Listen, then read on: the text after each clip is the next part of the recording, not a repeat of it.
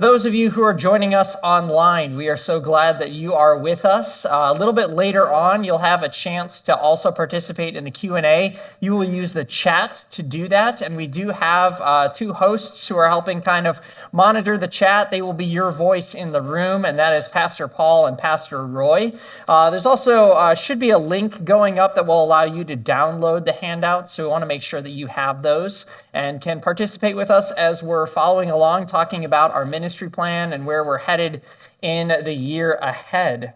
For everyone joining us tonight, couple things I want you to be aware of. First and foremost, we do want to remind everyone that this is being streamed. We have people who are joining us online and participating digitally. We are filming it, and that includes the Q&A. That will be posted after the open forum for those who can't join us tonight but still want to see the ministry presentation in its fullness, as well as hear the questions that are asked. So just be mindful of that. What we're doing tonight is recorded, and it will be posted later for people to watch. Little bit about what we are going to be like, the agenda for the evening, where we're headed tonight. We are going to start in just a moment with an opening devotion, which will be led by our governing board chairman, Doug Dorgan. Then we're going to take some time to celebrate some of what God has done in our midst over the past year. Then I will be presenting the strategic plan for the ministry year ahead, talking about where we're going, what we're focusing on, what we'll be doing together. And that will conclude with looking at our budget assumptions and key decisions. And then the last kind of portion of the night will be Q&A. When we get to the Q&A time, there were a couple of questions that were submitted in advance. So some of those we actually have already worked into the presentation. So we hope that we'll kind of address some of those questions as we go. Any other ones that we don't tackle, I will address those first. And then we will open the floor to those in the room as well as those online. That's how we'll do the Q&A.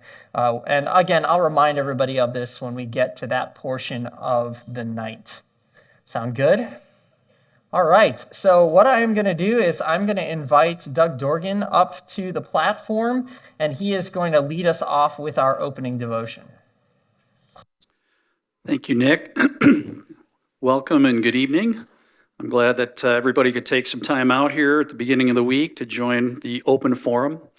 As Nick said, I'm Doug Dorgan. I'm currently serving the board as the chairperson, and happy to share a few thoughts with you as we dive into tonight's program. So we recently finished a series called How to Inhabit Time that was based upon teachings from Ecclesiastes, and I just didn't get enough of that, so I thought, well, let's just dive in one more time before we really move on. So tonight's topic originates with chapter 11, verses 1 and 2 of Ecclesiastes, which reads, "Ship your grain across the sea. After many days, you may receive a return. Invest in 7 ventures. Yes, in 8. You do not know what disaster may come upon the land." So just throwing it out here a little bit, hearing that, what are some of the messages that you think King Solomon may be trying to communicate to us through those verses? Just any thoughts in general?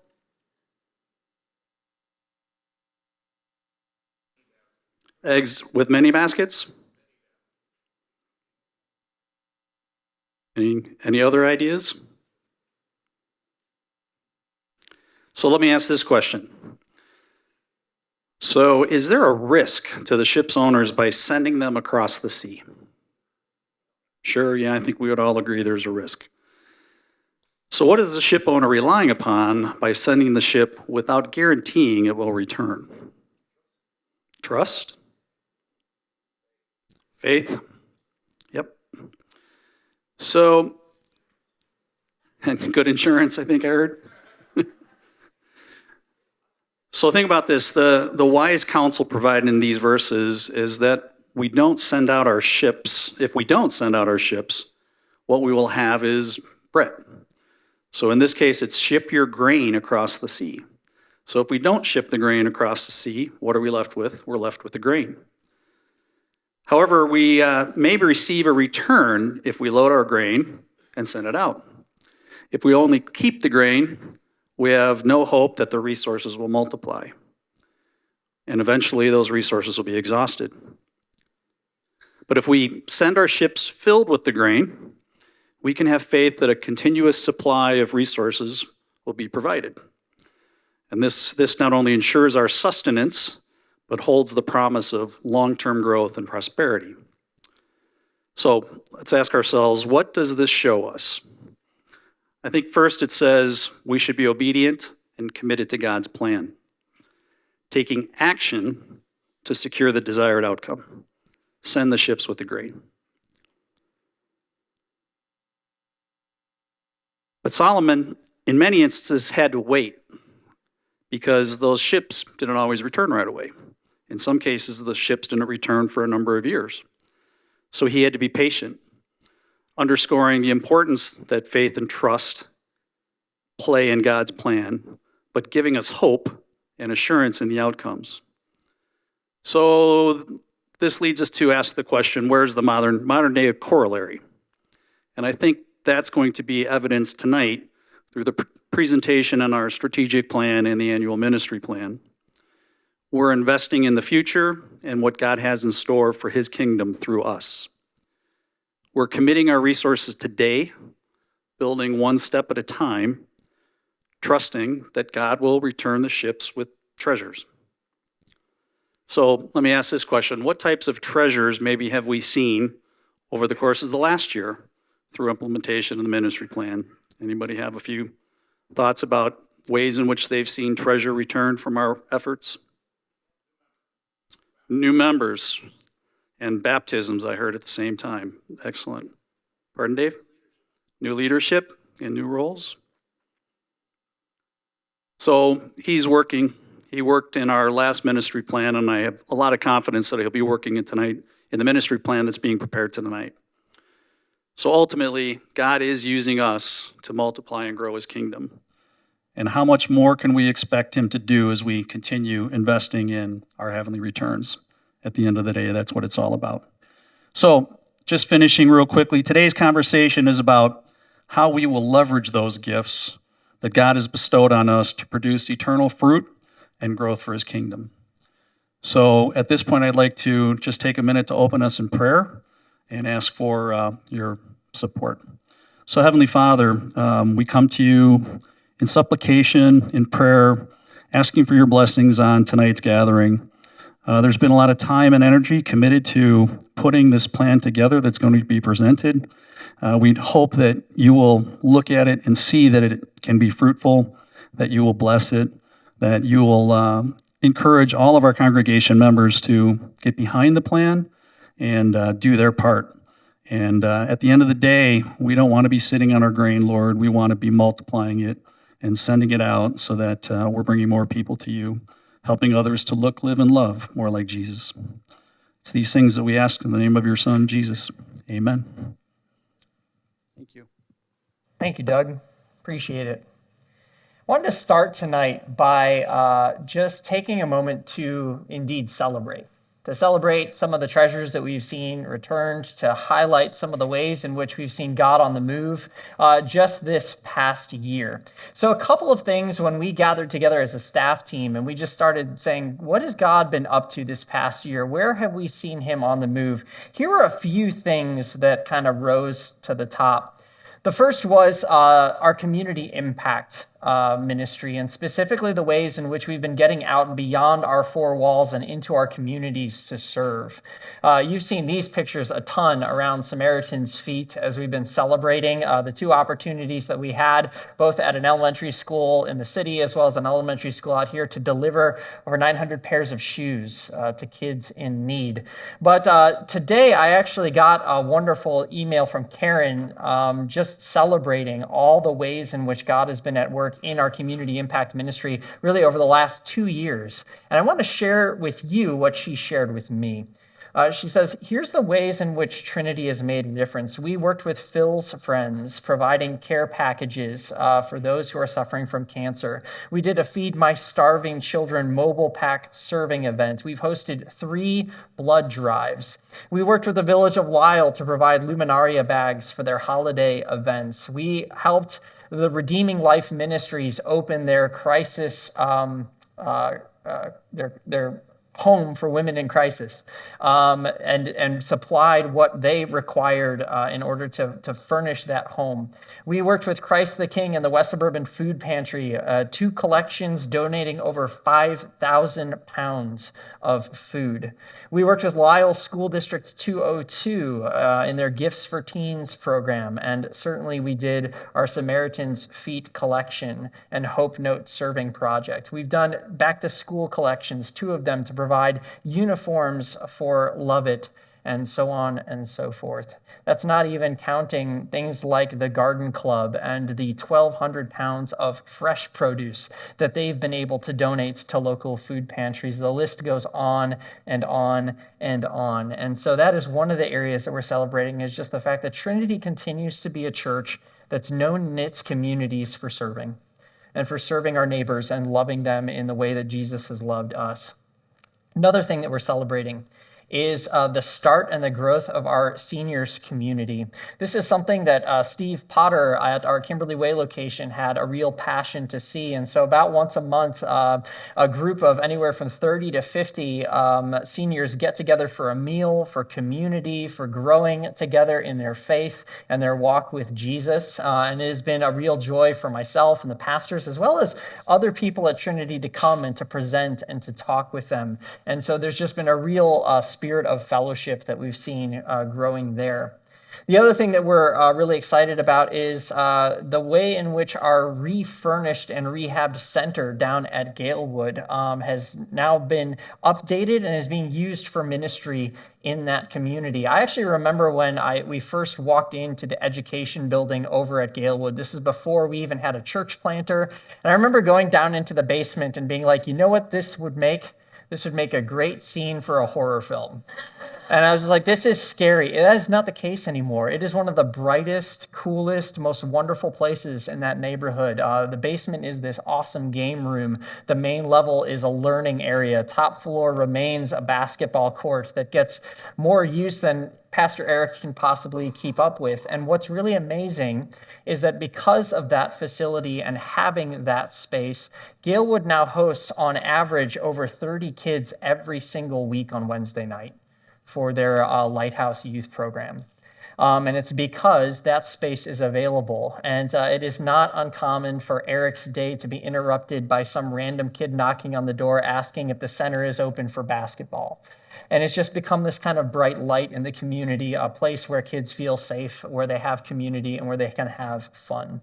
Another thing that we're celebrating is the growth of our care ministry. And again, I want to call out a congregation member, and that's Chris Blackwell. Chris Blackwell has worked very, very closely with Pastor Paul at our Kimberly Way location to make sure that all of our homebound members are being contacted, followed up with, and served on a regular basis. And that is really a passion that the two of them have had together, and that they have really put a lot of their energy in.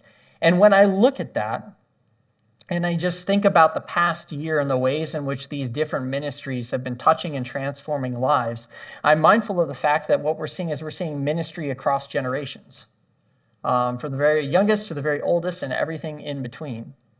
There's so much more that we could celebrate, and we're actually going to get into even more celebrations later as I talk about last year's ministry plan, where we saw some fruit, and then where we're headed in the coming year. But the other thing that I wanted to say is that last year at the Open Forum, there were a lot of questions about things like community impact and youth ministry and our ministry to our seniors and to our homebound.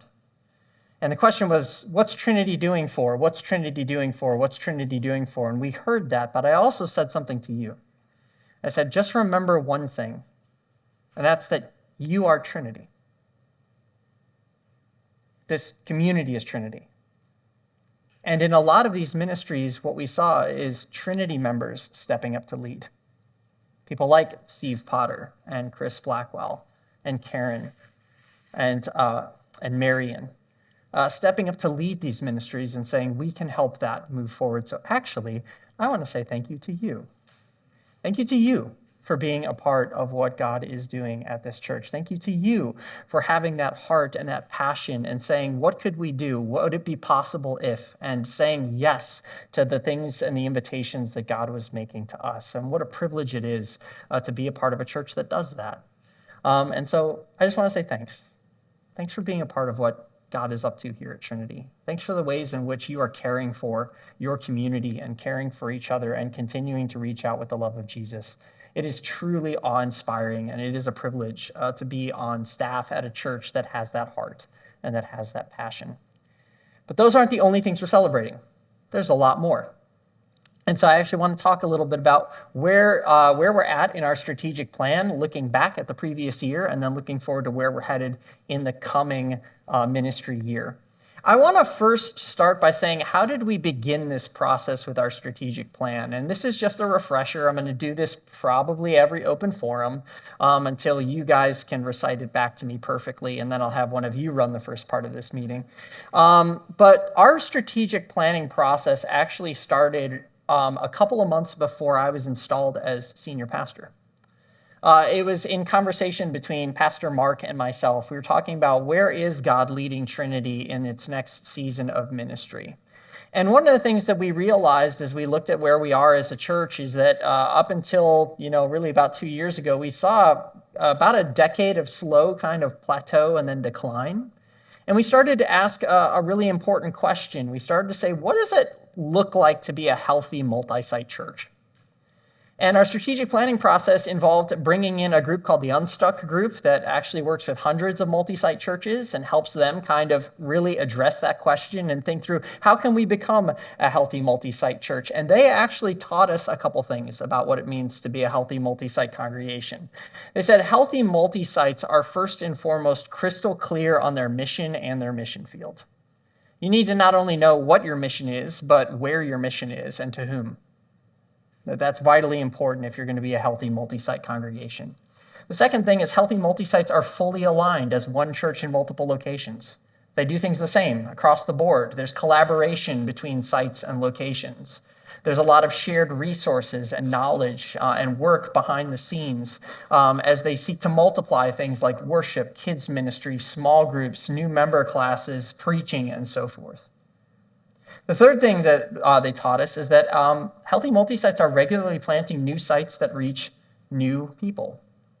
In fact, really healthy multi-site churches plant new locations on an average of every 2 to 3 years, a lot faster than churches that plant independent congregations.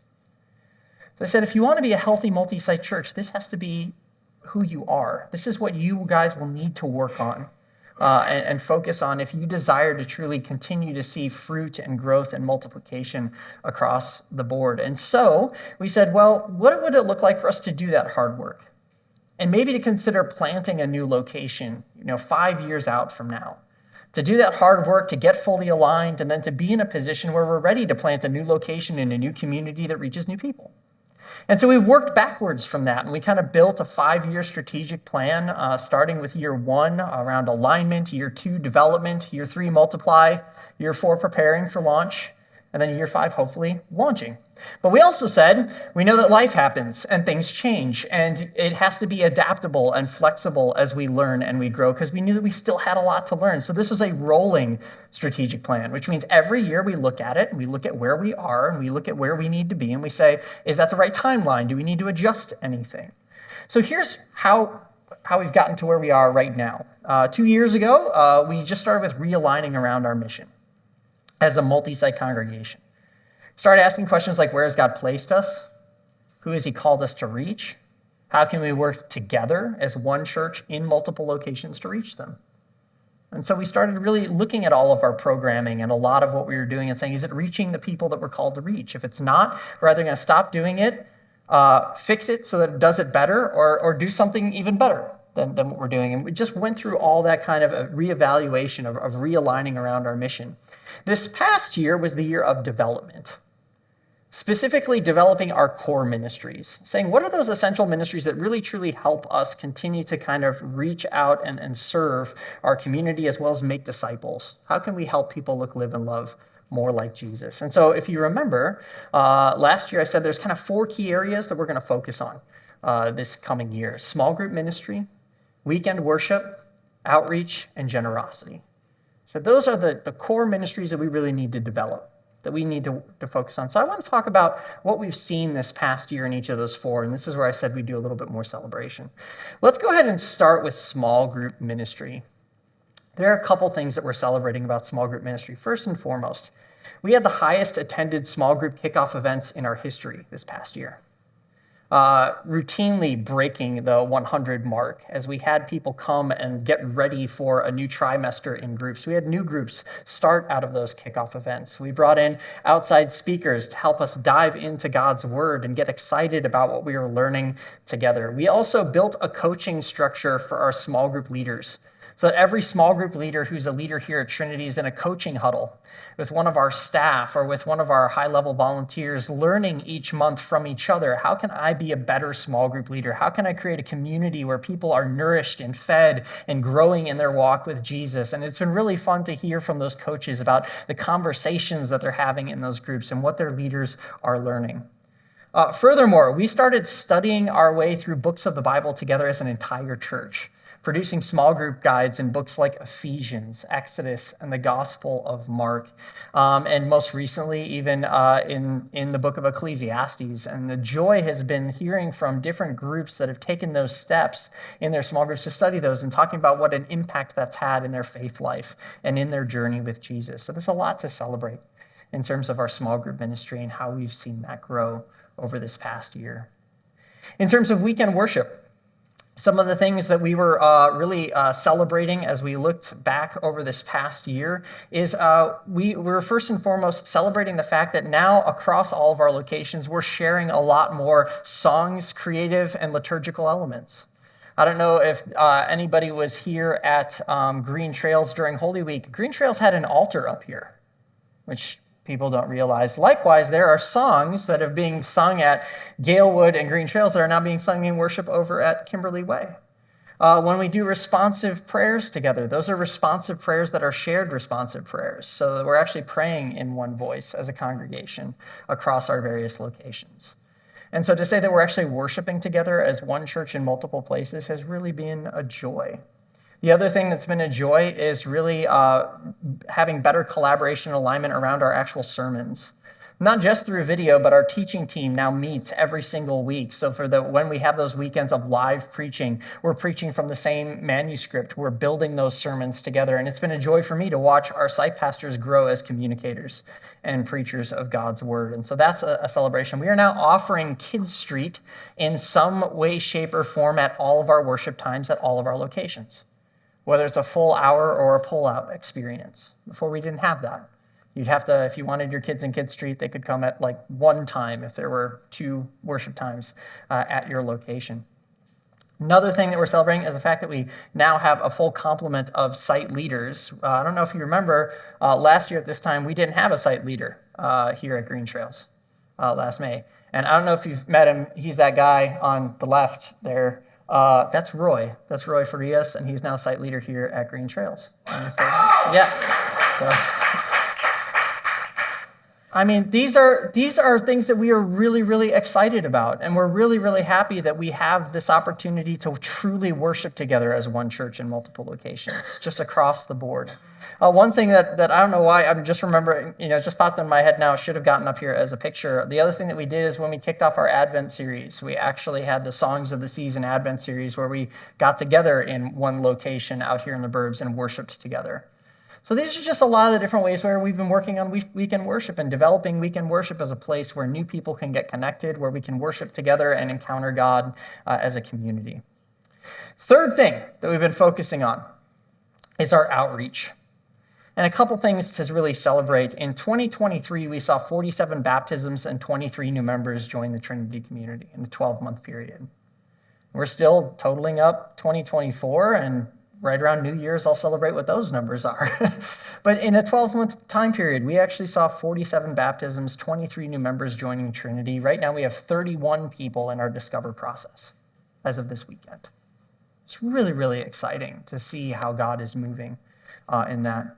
Camp Kid Street continues to reach families over the summer. And one of the joys from this past year's Camp Kid Street is seeing how many families, especially parents, have gotten plugged into small groups for the first time, showed up to worship for the first time, or got their kids connected into one of our schools. simply by showing up at Camp Kid Street and hearing what we're all about as a church and how we love their kids and we want to see them grow, but we also love them as parents and we want to see them grow. And so that's another thing that we're celebrating. We also launched our first Alpha experience. Alpha is a group experience designed to help those who are spiritually curious understand our faith. It's all organized around kind of the big questions of life and faith. And we actually hosted a youth experience as well as an adult experience. The youth experience happened with our Shine youth on Wednesday nights. The adult experience happened on Tuesday nights. The adult experience had 50 people total registered, and each week it was anywhere between 30 to 40. We're actually here for a meal to learn and to have some conversation. And it was really fun to hear how people were growing through that and learning together. And same with the youth, learning to really wrestle with these big questions as teenagers and ask, how is my faith relevant to my life and to how I live? The other thing we're celebrating is our outreach events. Now, we always celebrate our outreach events, things like Fall Fest, Family Advent events, Family Easter events, and Easter egg hunt. But something that was particularly new and special this year is that there was an intentional partnership between our sites and our schools, the early childhood center and the preschool. And so we actually saw families from the preschool and the early childhood center showing up at these outreach events, having fun with their kids, and then saying, oh, how do I get connected into the rest of what Trinity is doing? And seeing them return for things like weekend worship, showing interest now in small groups. And it was all because we said, why is it that we're treating our church and our schools like they're two separate entities? We are one ministry. And to hear stories about how that is really touching and transforming lives. So that's how our outreach is, and some of the things that we're celebrating in the area of outreach. The fourth final area, generosity, this past year. Here's what we're celebrating in terms of generosity. We actually started this past fiscal year with a particularly difficult first quarter. I don't know if you all remember that. We were behind our budget so much that we actually had to put in place a modified financial plan. That's one of the policies that I am bound by as your senior pastor. And I don't know if you remember, I kind of came on your screens via e-news and so on and so forth and said, hey, this is where we're at. And we really need to kind of consider how can we give toward that ministry. And one of the things we're celebrating is that you all stepped up in a major way. We did the 90-day tithe challenge, encouraging people to actually consider tithing for 90 days. We had people sign up for that, but we also challenged you to consider giving up a burrito bowl once a week at Chipotle and instead donate that. And people did. So much so that we're actually on track to end this fiscal year with a 2% increase in revenue over last year. That's incredible. Thank you, guys. Thank you. That is incredible how our congregation has grown in generosity. And it was really, really funny when I actually got a check 1 month for the amount of basically a burrito bowl a week. And in the memo, it says, here's our burrito bowls. I loved it. It was the best. It was the coolest check. But really, it was truly, truly a joy. But we've also been faithfully updating our congregation quarterly on the status of our giving by putting that in our e-news so that you can always see where we're at in terms of our finances and know that we are stewarding those funds well. We've been able to strengthen some of our best practices on teaching about the importance of generosity through Discover. One of the things that we've found is that people who go through Discover and actually sit down with a pastor to talk about how they're living out our 5 values, then become not just givers, but regular givers. They tend to sign up for recurring giving because we make generosity one of the conversations that we have as we talk about our other values like worship, connect, serve, and go. We also talk about give. And so a lot of those new members that I mentioned are givers, regular givers, people who signed up for recurring giving. And so we've continued to work on that. We continue to follow up with those who turn in a commitment card. We continue to thank new donors when somebody makes a first-time gift or signs up for recurring giving. We also updated our website so that we have a brand new giving page that actually helps people think about the various different ways that they can give, not just through, a check or giving online, but through things like donor advised funds and other things like that. And so if you haven't checked out our new giving page, you can go there and kind of see a little bit more about how we're trying to encourage this value of generosity in our congregation. So that's where we've seen God at work. That's some of the treasures that have been returning.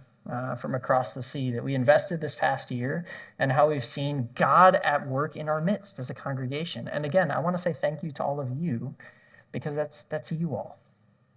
You helped make that happen. So thank you for being responsive to what God has been laying on your heart and being obedient to that. So where does that put us? I know that the question is, okay, so that's what we did this past year. So what's next? What do we do next? Well, as we thought about that 5-year strategic plan, and launching would be 3 years out from now, we said, you know what? We feel like we still have a little bit more work to do on this second year level. And here's what I mean by that when we say we have a little bit more work to do.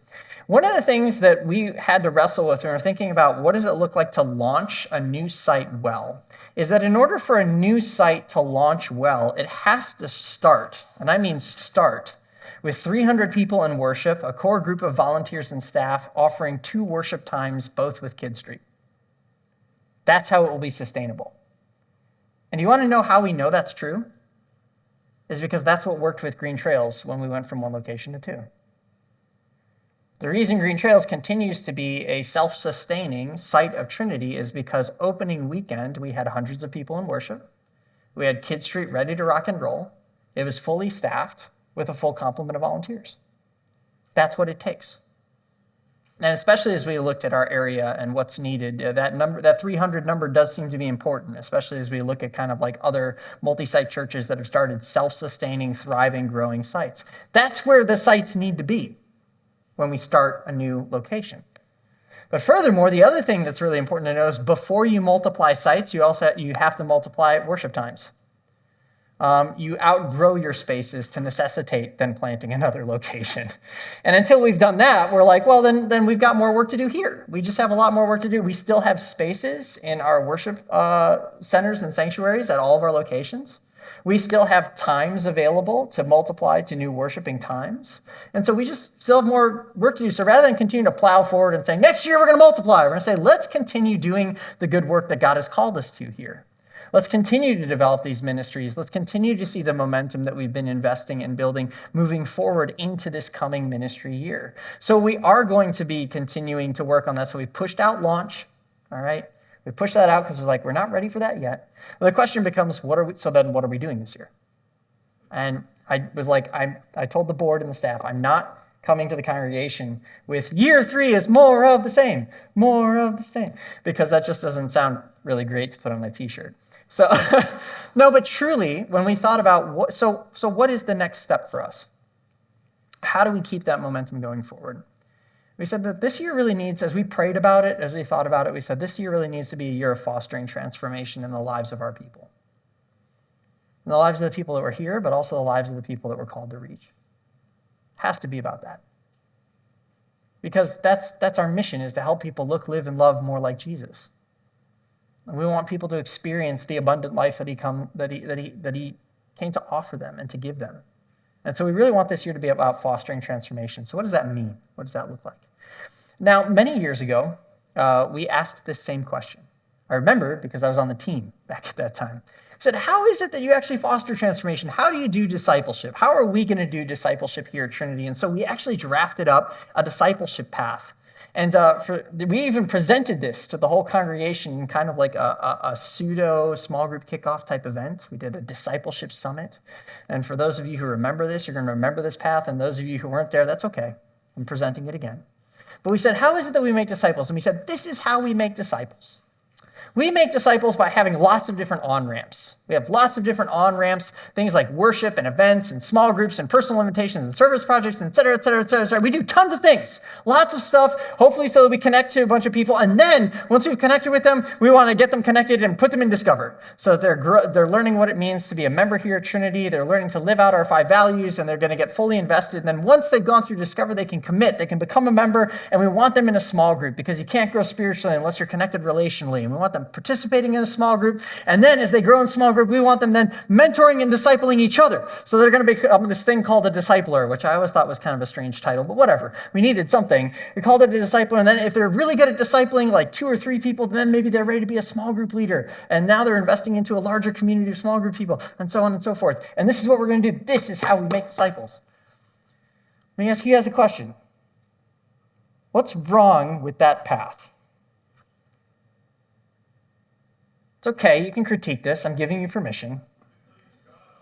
Leaves God out? What else? It's about our programs.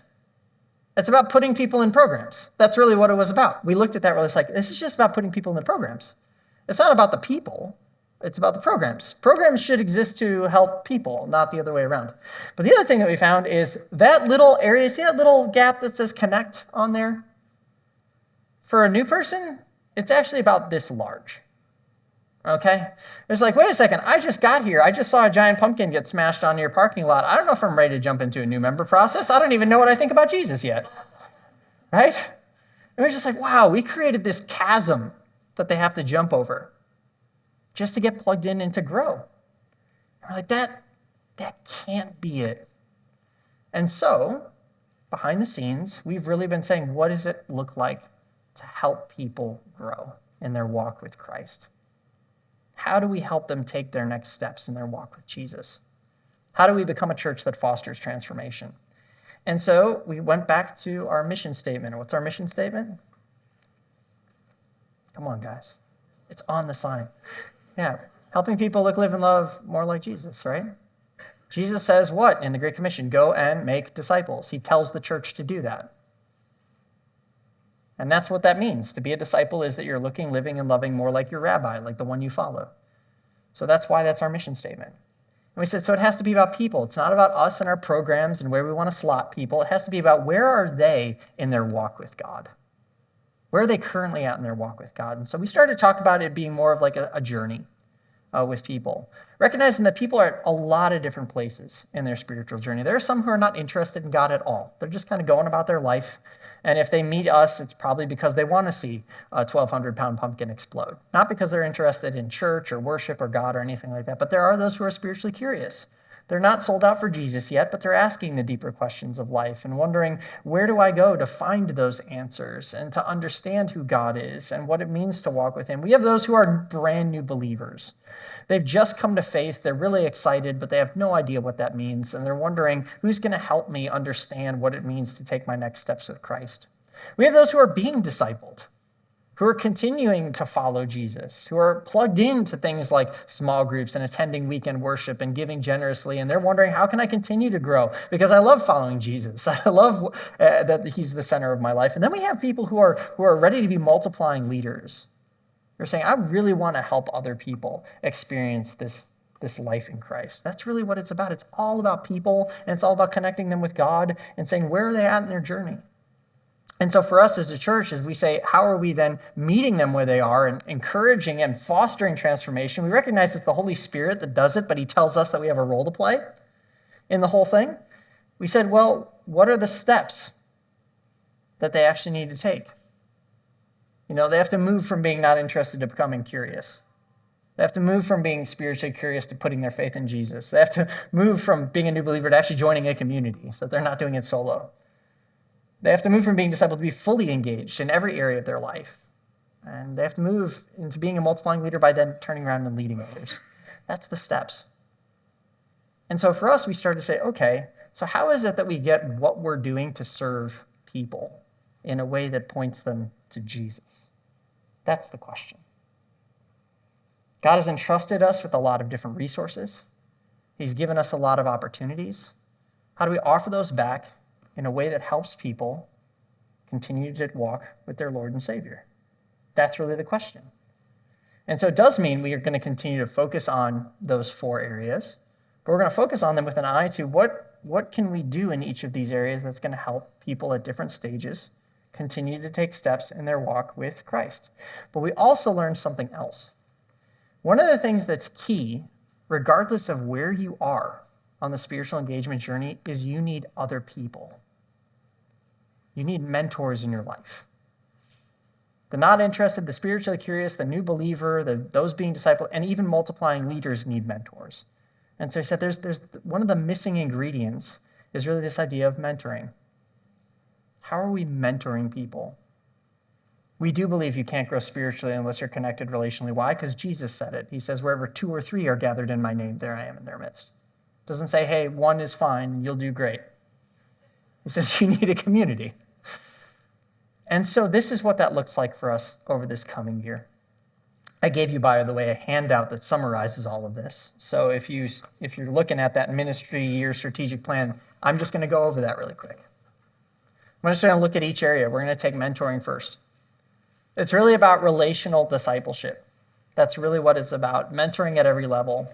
We know that people need other people. They need a person with whom they can ask their questions, who will pray for them, who will talk with them about faith. And as such, over this next year, we are going to be looking to and learning how to identify, train, equip, and release more members of our congregation to mentor people at various ages and stages in their spiritual engagement journey. I have an emphasis on mentoring over the course of this next year. Who, how, and where is going to be the question with all of that. And we're hoping that we can deploy these mentors in a variety of ways, including but not limited to walking alongside families and individuals as they prepare for baptism.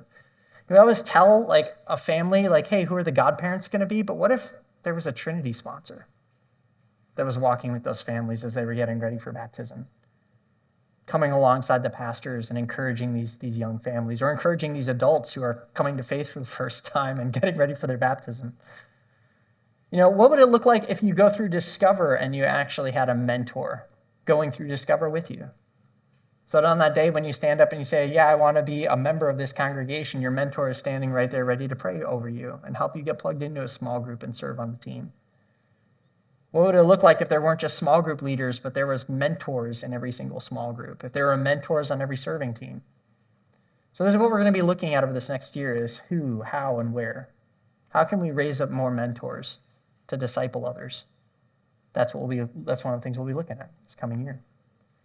As we look at weekend worship, it's got to be about connection and transformation. What we mean by that is we want to is really weekend worship continues to be one of the primary ways that new people find us. Although a lot of people are freaking out that we're becoming an increasingly kind of post-church, post-Christian society, the reality is the vast majority of people, if you ask them what they think of when they think of church, is they still think of Sunday morning. If they're going to check out a church, that's usually what they're going to look for, is a church on Sunday. And so as such, we want all of our locations to continue to work on building up their first impressions teams so that we've got an eye to see those new people when they walk in the door, that we're helping them to feel welcome here and showing hospitality, but we want to complement that with connections teams. And what that means is the follow-up. After we've met somebody for the first time, is there somebody at Trinity who can call them and say, hey, I'm so glad that you joined us in worship this past weekend. What questions do you have? How can I help you get connected? Are you coming back on Sunday? And if so, would you like me to meet you? I'd be happy to show you around. We just want to have connections teams that help us do the follow-up. But furthermore, we want to continue to offer rich, transformative teaching and preaching through our various series over the course of this ministry year that is continuing to help us connect deeply with God through his word in ways that connect with our everyday lives. And again, I point back to some of what we saw this past year through series like the series that we had in Exodus and in the Gospel of Mark, and we're going to and Ecclesiastes most recently. We're going to continue to lean into those in ways that help people get connected to what God is doing in their life. But we will also do a couple of other series that connect faith and practical issues of life. And what does that look like? So we're actually going to be doing a series in the fall that's called I'm Glad You Asked, which is around those big questions that people have about faith and life and answering from God's word. This is what this looks like and what that means for you and for your faith. So these are just a couple of the ways in which we're going to continue to lean in that. It's about connection and transformation on the weekend. As we think about small groups, it's about creating places and spaces for the curious. Now, we're going to continue to support our current small groups by coaching them, by providing them with great small group study materials so they can go deep into God's word, but we're also looking to create places and spaces for people to explore faith in the context of community. hosting group experiences that connect faith and life. And these could include, but aren't limited to, things like doing Alpha again. We will be doing Alpha again more widely, more broadly, offering more opportunities for people to experience it. We're going to be doing something that we've piloted in the last 2 years called Parenting Through the Phases, which helps parents think about faith formation in their own life and in the life of their kids. It's a great way actually to connect with new parents through our schools. We're going to be we might offer things like the Emotionally Healthy Spirituality course, which is something that, if for those of you who've read anything by Pete Scazzero in the Emotionally Healthy Church, he talks about how it is that we have a well-rounded and mature faith life. And so that might be something. We're even looking at doing things like pre-marriage and marriage classes. And the reason why is because there's honestly a lot of marriages in our communities that are struggling. There's also a lot of people who are looking to get married, but don't even know what it means to build a foundation for that. And so how do we connect faith and life for these various ages and stages in a way that connects with the curious and helps them understand, like, Jesus is here and wants to help you walk through life. He wants you to experience the life that he has to give you. So that's what we're looking at in the small group area. Continuing to resource our current groups well and support them, while also creating some new spaces and places for the spiritually curious. When it comes to outreach, it's really about loving our neighbors and engaging our communities. We want to equip our whole church to become contagious Christians, in the sense that we're passionately praying for our friends, our family, our neighbors, and our coworkers. We're looking for ways to invite them to explore faith through everyday conversations and ongoing relationships. So we're going to be talking about how do we equip our whole congregation to do that, so that I feel like I'm equipped to share my faith with others. But also, we want to continue to invest in some of our key outreach events that continue to connect us with people in our community. In particular, continuing to focus on invitation and follow-up. But we also want to leverage our community impact opportunities as ways that we can get out into the community and serve alongside others as we bless the places and spaces that we live. I mean, what if we looked at our community impact opportunities as outreach events? Where it's not what we're doing for the community, but what we're doing with the community and coming alongside them and serving. And again, we kind of saw that at a couple of our different events this past year, where we were rubbing shoulders with people who are not Trinity people, but who are serving and being like, wait, who are you? Who are you? Where are you from? What's your church like? I'm really kind of curious about that. What if we were more intentional about that? And so community impact is actually kind of a central piece to our outreach, not just another ministry that we do on the side. So that's what that looks like for outreach. And then finally, we can continue to focus on generosity, investing in the kingdom. We'll be doing that by continuing to teach on practically how to take steps in generosity through things like Discover, through things like other experiences, like ways in which we're helping people build a robust budget, to think about what they have as something to steward and a gift from God. We're going to continue to generously, as a church, support our missions partners, because that matters to us. We believe modeling generosity as a congregation is important. And so we'll have opportunities to continue to model generosity as a community. And so we're going to be leaning into investing in the kingdom as we go into this next year. So yes, the same core ministries, but the focus is all about fostering transformation. That's what this next year is all about, is helping more people take more steps in their journey to becoming more like Jesus. That's really what it's about. More people taking more steps in their journey to become more like Jesus. And what is it that we can do together as a congregation? So that does bring us to our budget assumptions and key decisions. I want to talk us through that. I'm going to invite Sally Hegland actually up here to join me as we work our way through this. You do have a handout that has these all printed on it. It's on, if you've got this colored thing, it's on the back side, all right? Budget assumptions, key decisions. We're going to talk our way through these, and then we will move to a time of Q&A. Sound good? All right, Sally. All right. Take it away. So as our staff works through that ministry plan and we think about all of that Nick just presented, then we have to move that into the numbers. So before we put the numbers on pages, we always want to think about what are we thinking about that are assumptions coming into this budget, and what are the key decisions that we make for the budget. So the first one is that we will invest in the mission, vision, values, and strategic plan of Trinity. The next one is that our Trinity schools will operate on a cost recovery basis. That means overall, for both schools, we want them to be in the black or at least breaking even. So one may be at a loss, but one is in a gain in the black, and we kind of work together, especially as we have a superintendent that oversees everything. We have more alignment, but as the tech has been more established than the preschool, since the preschool had to get started, after COVID and completely closing, then we had more work to do. So working that we're always in the black overall for both of those. And that we will continue to offer our current health benefits package to staff in fiscal '25.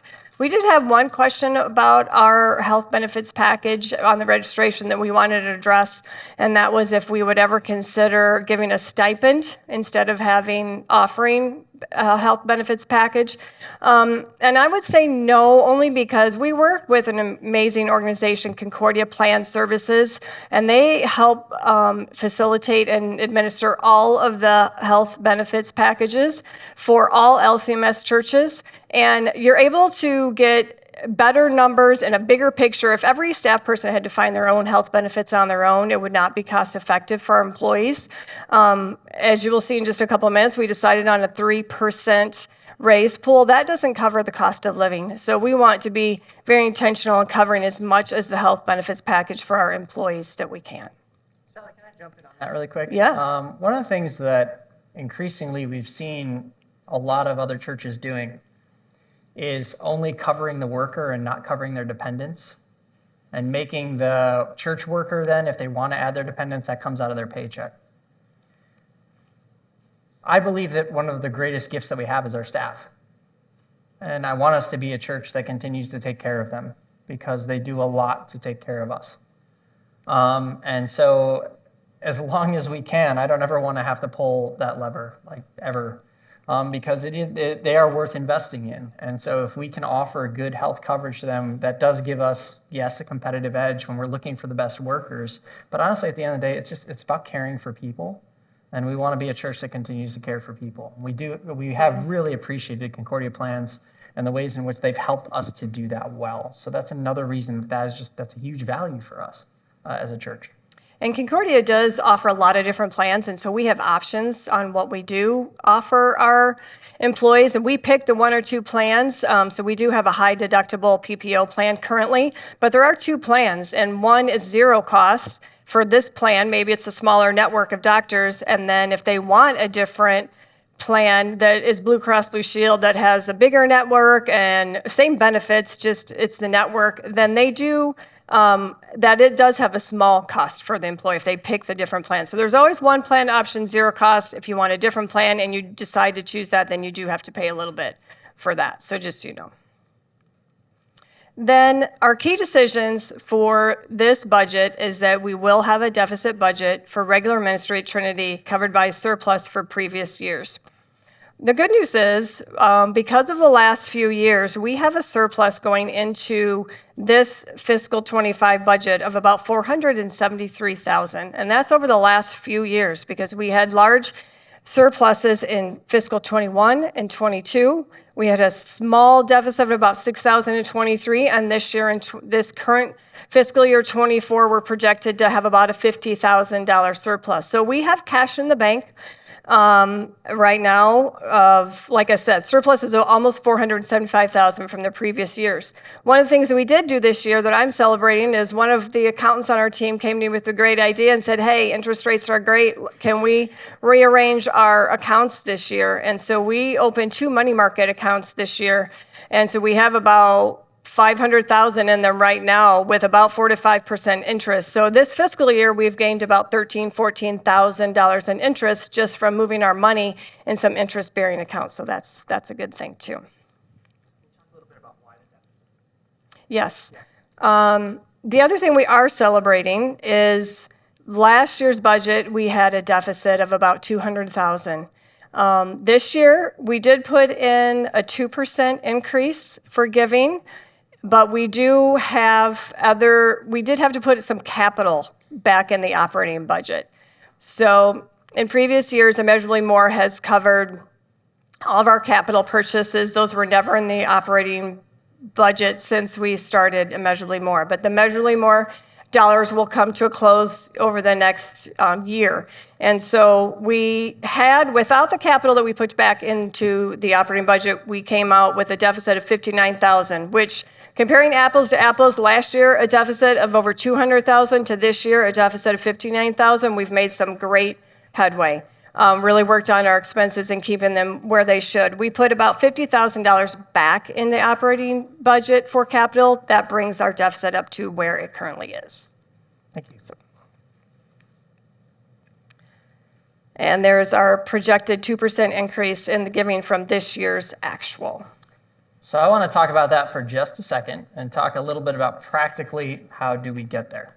Now remember, this past year, we projected a 1% increase in revenue. We had a horrible first quarter. I came and talked about burrito bowls, and we ended with a 2% increase in revenue. Good job, y'all. So that's part of the reason why we're like, we think we could do a 2% increase, but here's what it would look like for us to get there, really practically. We have about 450 giving units at Trinity. Okay, that's households that in some way, shape, or form give, whether that's once a year, twice a year, quarterly, monthly, 10%, whatever it is. 450 fits a wide range of different givers. If less than half of them, if 200 giving units increased their monthly giving by just $23, that's our 2% giving increase. That's it. So if less than half of our giving units just increase their monthly giving by $23, we've already got our 2%. If less than half, 200, actually increase their monthly giving by $68, not only did we cover our 2% increase, we've also covered our deficit, and we're break even. We're in the black. If everyone increased their giving by $68 per month, we will end this coming fiscal year with $200,000 in the black. Now people are like, $68, what does that mean? That is the cost for a family of 5 once a month to go to Culver's. So don't go to Culver's once a month. No, I'm serious. That's what it would cost. My family and I just ate at Culver's. We had like our normal meals. Culver's is expensive. We had our normal meals and dessert. That was it. It was about $68 once a month. It's very doable. So, I mean, if we think about what it is we're spending, we say, maybe we're not going to eat out that one extra time this month. We're just going to eat in. We're going to cook a meal at home, and we're going to invest in the kingdom. It's very, very doable. We can totally do it. So that's why we felt good about saying we can do this. So we're projecting, again, a 2% giving in revenue. We got a deficit budget, but it's a smaller deficit than the previous year. We have a huge cash surplus, but we always want to be stretching in generosity.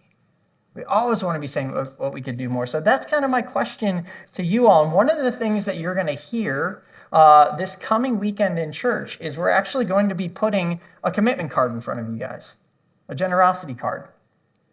Because if we pass this budget in June, it's on us as a congregation to fund it. And so one of the questions that I'm asking you to consider, the reason we're going to put that generosity card in your hands is so that you have a month to pray about it. So you can say, if that's what God is calling us to do as a church, before we even vote on it in June, what's my part? What's our part as a household toward that goal? But I kind of put the numbers in front of you of what that would look like and what that would cost for us. So I just wanted to paint that picture. I think we can do it. We've done it before. I think we can do it again. But you got to talk practically. We've got to break it down. So there you go. Go to Culver's one less time, and you're good to go. All right, back to Sally.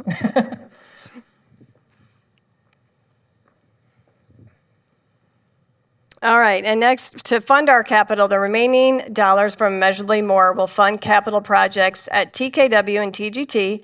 We will designate operating dollars to capital in this budget. So I just said we're adding $50,000 to start. We still have a balance of about $160,000 in our Immeasurably More. We'll use some of those funds for some current projects. So we'll have about probably $100,000 left in capital at the end of this year. We'll still have some donations in the Immeasurably More coming from different members. We'll have the $50,000 for the capital. That gives us about $200,000 budget to work on the capital projects the next year for TGT and TKW. At Galewood, if you remember from last year, we had applied for an NID grant. We still have dollars left in that. So Galewood capital projects will be covered with remaining dollars from the fiscal 24 LCMS NID grant, which is probably about $60,000 left in that. And we will also reapply for that grant again this next year because they said we could. So we will apply for that grant again. We'll continue working on some projects out in Galewood. Use up the remaining dollars that we already have. We spend the money and then we turn in the invoices and we get reimbursed, and we will continue that until those funds are gone, but we will reapply also. And we did mention that we have a 3% salary increase to staff for the cost of living adjustments. We will cover tuition for Pastor Eric's CMC program and Pastor Roy's SMP program. So that is also in the budget under staff support. Did you want to say anything with that, or just? I mean, it's just, that's something that we've just done over the, past 2+ decades. One of the things that does make Trinity unique is that we raise up leaders from within. And we have opportunities and pathways for doing that, like the SMP, which is a specific ministry pastor program. Both Concordia St. Louis and Concordia Fort Wayne offer that program. The CMC, if you're not familiar with that, this is the program Pastor Eric is going through. This is the Cross Culturals Ministry Center. What it is it's a full master's degree where it's in cross-cultural leadership and theology. So half of the classes are in our Lutheran doctrine and theology. They're taught by Concordia St. Louis seminary staff. Then the other half of the classes roughly are in cross-cultural leadership, and they're taught by the Concordia Irvine faculty. So it's a unique partnership in our synod between these two educational institutions.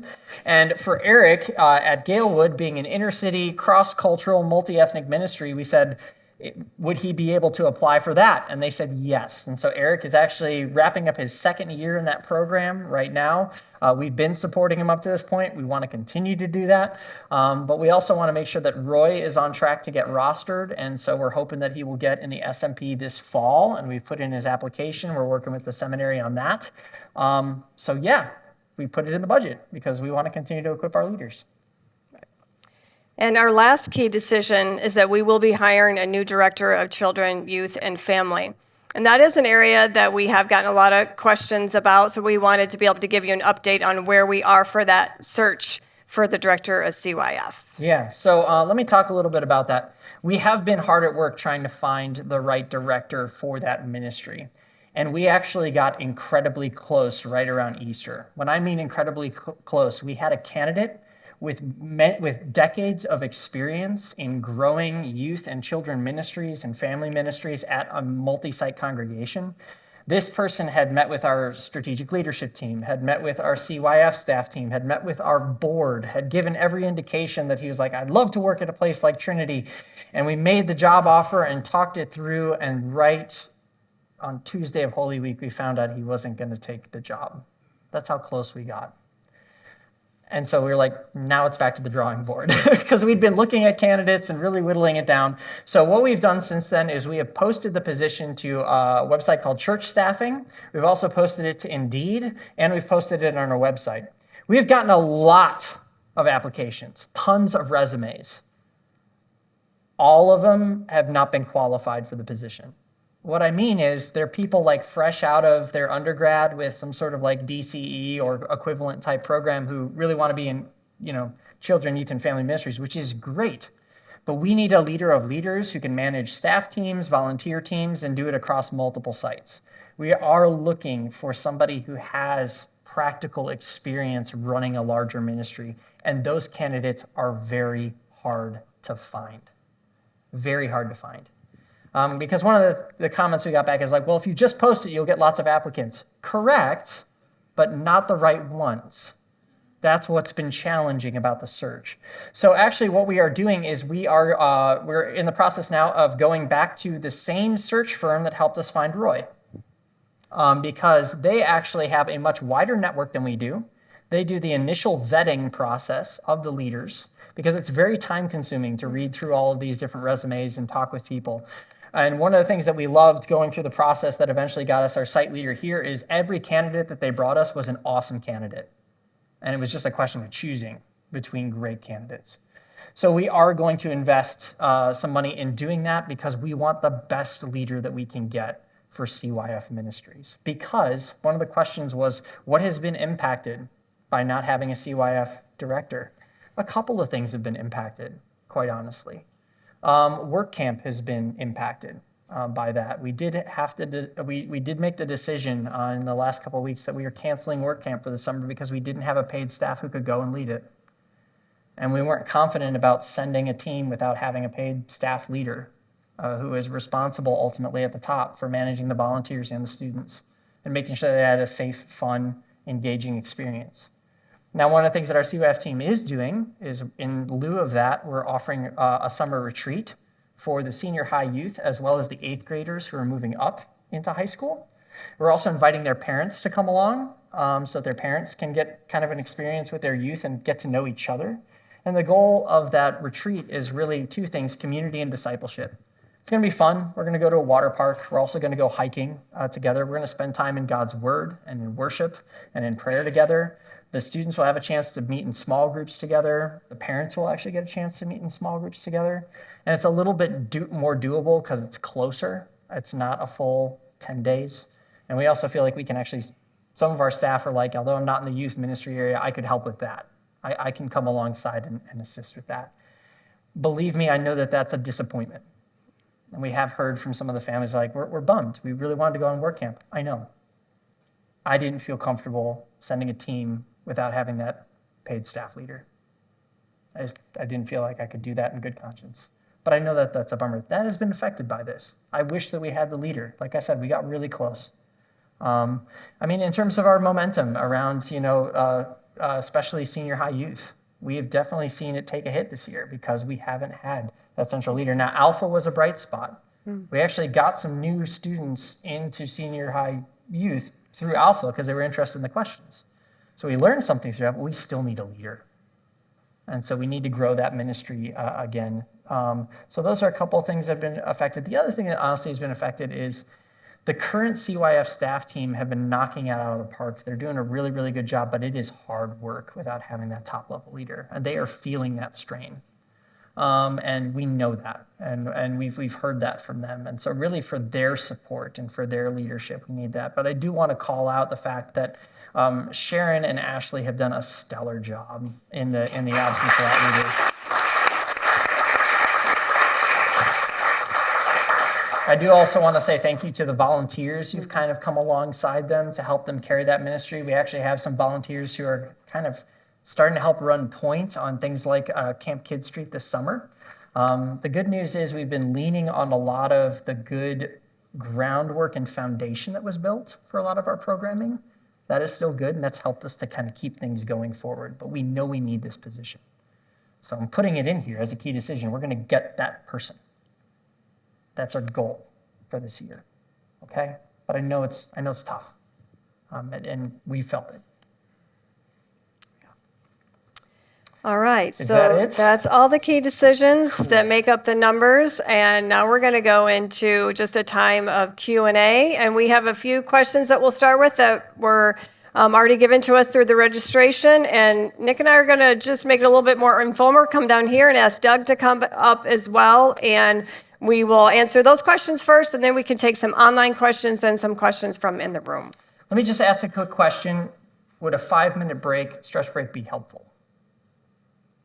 Some people are shrugging, others are nodding yes. Several people are like, okay, here's what we'll do. At 7:45 on the dot, we are going to start the Q&A. Deal? Great. You got till 7:45. If you're still out there, we're going to start answering questions. You're not going to hear the answers. You'll get the video later. Let's do 7:45. All right, thank you. All right, we are going to get started with our Q&A. So let's grab a seat. As we mentioned, we did get some questions that were submitted online via the registrations page. We actually answered a couple of them in our presentation already. We had a lot of questions about work camp. We had questions about the CYF director search. We had questions about health insurance for our staff. So hopefully we kind of tackled those. There were a couple of others that we did want to address right off the bat that we got kind of pre-submitted, and then we'll open it up to the room as well as to the online audience.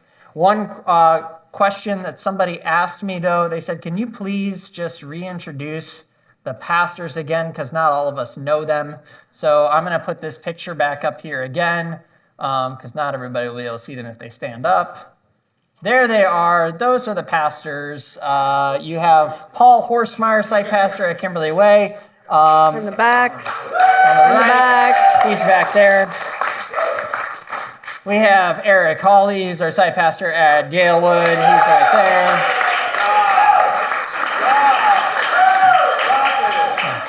We have Roy Farias, who is a site pastor at Green Trails, in the back as well. And then we have this loser who doesn't do anything. That's me. No, but seriously, that's your pastoral staff. We are honored to be able to serve you and to be a part of this church. So thank you so much for giving us the privilege of being a part of Trinity and of being able to lead in ministry. With that, let's cover maybe some of the questions that were submitted in advance. Did you want to talk a little bit more about the giving page and some of the options for giving and stuff like that? Yeah, we did have one question on other ways to give, and as Nick said, we have a brand new giving page. Just talks a little bit about, why I give to Trinity and some of our numbers, those exciting things of the baptisms and new members and things like that. And so we built a giving page, but coming soon will be a FAQ page for giving, because there are other ways to give that could be stock contributions that we take, or some people use a donor advised fund. Some people use a QCD for their IRA. We have estate planning with the LCMS Foundation. So there are other ways to give, and a lot of members already take advantage of those, but we want to make sure that people know about that. So we will be building that into our giving page with a FAQ and some short little videos on this is how you do this, or contact me, or here's the information for our stock brokerage account and all that kind of stuff. Yeah. So. Cool. Thank you, Sally. A couple other questions that we got online. Someone was asking questions about offering CPR training, active shooter training to volunteers, to staff. I do want you to know CPR training is offered annually for our CYF staff and volunteers as they need it. Obviously, once you're CPR certified, you don't have to renew it annually. It's usually a 2 or a 3 year kind of rotation, but we do make it available every single year because we have people on different kind of cycles and rotations. And when we've got those available, we do let kind of our CYF teams know a little bit about that. If we have extra slots, we open it up to other key volunteers for whom CPR training can be really, really helpful, especially those first impressions and ushers teams, because you never know what might happen on a Sunday. We do active shooter training annually for our school staff and for our church staff. I'm actually ALICE certified to lead active shooter training. We have another volunteer who's a part of our congregation who is also ALICE certified, because we just want to make sure that we hope and pray the worst doesn't happen, but if it does, we want to be ready for it. So those are things that we offer and do make available to our staff team. In addition to that, all of our staff annually have to go through mandated reporter training. So that is something that is just high value for us, and sexual harassment training. So we do a lot of training for our staff team. So that was a question that was asked online. Another question that was asked online is, how are our overseas missions partners doing? Great. They're doing they're doing very well. If you really want to know more about our overseas missions partners, we do include regular updates in our e-news about missions. And if you have a question, you want to know what's going on with our missions partners and what they're up to, you can always contact missions@tlc4u.org to ask. The missions committee would love to have people join them. Love to have people who are passionate about missions get connected with them. And so that's just another way that you can learn about missions. One last question that was submitted in advance that we didn't kind of fold into the presentation is somebody was asking about an update on the immigrant family that has been offered housing at Galewood. If you remember, our Galewood location actually has a parsonage, which I believe it was in partnership with LCC. Was that correct? With Lutheran Church Charities, we actually rehabbed that entire house. And turned it into a hospitality house, which we use in partnership with our district to provide housing for those in need. And this past year, a couple months ago, we actually found out about a family through Lovett, the school that we partner with on the same block, that was in need of housing. And so, Sally, did you want to just share a little bit about that? Yeah, I'll just share a little bit of information, and then Eric, if you want to add anything to that. There was quite a few families, there were immigrant families attending Lovett School. There was quite a few families that had really big humanitarian needs. There was families that were living in conditions or oversized, just too many in a room. And so we were asked at the time, the hospitality house was not being used, it was empty. They asked if they could use that space. And so with a team of volunteers who have some experience either in the legal area or volunteers that were trained when we partnered with Bridge Communities, which is trying to get people from homelessness, into being self-sufficient. They are working with that family to help them process to achieve legal status and get permission to work. I do want to state, because I know this has been a concern, that there aren't any funds from our operating budget being spent on that. People have different opinions on migration and their politics and all that, but there are people in our congregation who have passion about helping people in need, and this family was in need. And so we are using the expertise of the agencies and local pantries and just trying to get them to a place where they are self-sufficient. We are not charging them rent because we don't want to take illegal money. If they're not able to work in this country, we don't want to take those funds. But we are holding them accountable to working through the process and working with the agency, doing what they have to do. And we review it every few months with them. They do have to be accountable if they're going to stay in that house, and they have to be moving along and trying to go through the next steps to be able to do that. So we review it every few months and can change our status at any time. But right now, we're just trying to help that family. Is there Eric, anything did you have else? anything else you wanted to add on that? I just want to call out, I'm going to get all the names wrong, but Amy Narrett can you raise your hand, Amy, so I can find you in the room? So she's in the back. Amy and Jan and Stella, who are the other names? Mark Franson and Bob Kidder. Yeah, have all been significant partners and meeting with the family every other week. I mean, we're talking about how much Spanish would you say you speak? Close to 0%? We're using Good with Google Translate. Google Translate. This is how they're communicating, at the computer in front of them. Every couple of weeks, they're in the home meeting with them to say, how can we help? Yeah. Yeah, that's beautiful. Right? Thank you. Yes. So those are the questions we received in advance. We now want to turn it over to you all. We will take questions both from those who are joining us online in the chat. If you have a question and you're online, put it in the chat, and then Roy or Paul is going to monitor that. They will be your voice in the room. And then for those in the room, just raise your hand. All I would ask is that wait until you get the microphone, because the people online won't hear you, and even some of the people in the room might not hear you. So get the microphone first. We'll run that to you, and then you can ask your question, and we'll answer it. So we got a hand already in the back over here with George Ott. Eric, can you run George? Or Roy just gave him a microphone. Perfect. Go ahead, George. It's on. Oh, okay. It's a capital question. Have you taken a longer-term look at the capital needs? My experience is that capital, you need to sort of think with a 5-year horizon. That's one capital question. The other one is, how long is the lease here?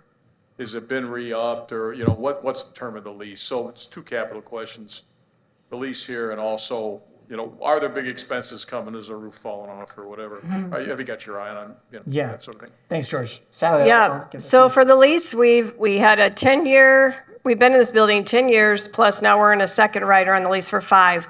When that 5th year is up next year in 25, at the end of 25, we can extend it for another 5 years. So we could be in this building under our current lease for another 6 years. After that, we would have to go back to the landlord and, probably drop a new lease. There could be. We have a very good relationship with our landlord. We're a very good tenant. During COVID, we paid on time every month. Not everybody in the strip mall was able to do that. Well, yes. I'm not trying to give you another to-do, but Yeah. it's just, the time, don't wait till the last year. Sure. It's just coach. Yeah. Capital, we usually look out a year or two And so for next year, we already know some of the bigger projects that we'll have to work on. I wrote some of them down because we're looking at Kimberly Way needs a new security system. We have to do the remainder of the AV and the screens at Kimberly Way. We need new screens at Galewood. Galewood's talked about new flooring in the church and in the fellowship hall, maybe knocking out that stage. Here, we would love to get some wall dividers in some of the rooms over there because we're kind of out of space in this building. If we put a wall divider, then we can utilize more of the rooms on a Sunday morning. We would love to change the outdoor sign on this building. So, especially with all the traffic now with the dollar store, nobody knows exactly what Trinity is, and it's our old logo. So, we do look out a couple years. We also do have some reserve funds in capital, just so everybody knows. In addition to the measurably more, we have a restricted account for capital, that's our reserves. For when the emergencies happen. When the elevator broke at Kimberly Way, that was a $15,000 fix. So if air goes out, HVAC or the boiler or whatever, there are emergency cases, and so we do keep emergency funds on hand too. Other questions? Got one in the back.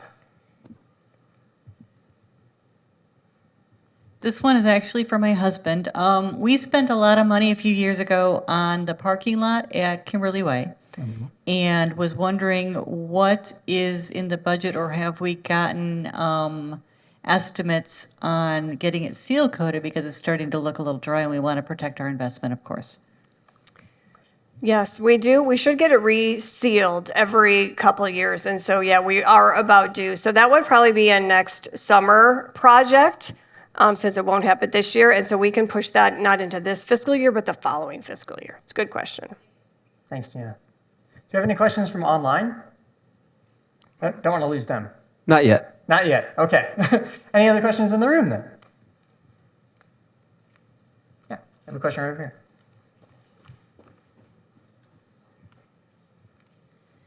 I've been kind of concerned that we are getting staff that's not DCEs and pastors from Concordia universities, and that the majority of our staff right now is not trained in the Missouri Synod Lutheran ways and theology and that type of thing. Yep. And just now when I heard you talk about, well, we kind of looked at DCEs, but they're mostly young ones. Well, there's older DCEs too. And so I just want that should become more of a priority maybe in our church, because we are Missouri Synod Lutheran Church, are we not? Yeah. Still? Okay. Yes, we are. Okay. Yeah. No, that hasn't changed. It's just been a concern to some of our long-term, that Yeah. we're not getting staff that's been trained in LCMS. I hear that. And one of the things that I think is important to acknowledge, especially when we're looking, for site pastors, is we did kind of exhaust our LCMS networks, because it is a unique thing to not just be a pastor in the LCMS, but to be a pastor in a multi-site church, which is highly collaborative, leading a site. And truly, I've looked high and low, but here's the reality in our synod. Latest report is there are 1,500 congregations in the Missouri Synod that are underserved by a pastor. 1,200 of them don't have their own pastor. We graduated 77 graduates between both of our seminaries last year. This problem is going to grow exponentially in the next decade, because the vast majority of LCMS pastors are retiring. Our synod is not keeping up with the demand. So it's not just a question of can we find somebody who's would be good in multi-site and collaborative and working on a team with lots of people and have the expertise to do that. It's just even finding an LCMS pastor. There are countless congregations that can't get one at all. So we have to find other ways of raising up trained leaders in our theological, stream. And that's part of the reason why a big part of my interviewing, when we worked with Vanderbloemen, when they came in, they said, what are your non-negotiables on this? I talked about, ideally, if you can find a Lutheran, that's great, but it needs to be a specific kind of Lutheran. And we talked a lot about our theology, and they did a lot of that vetting. And so the candidates that I got were sacramental.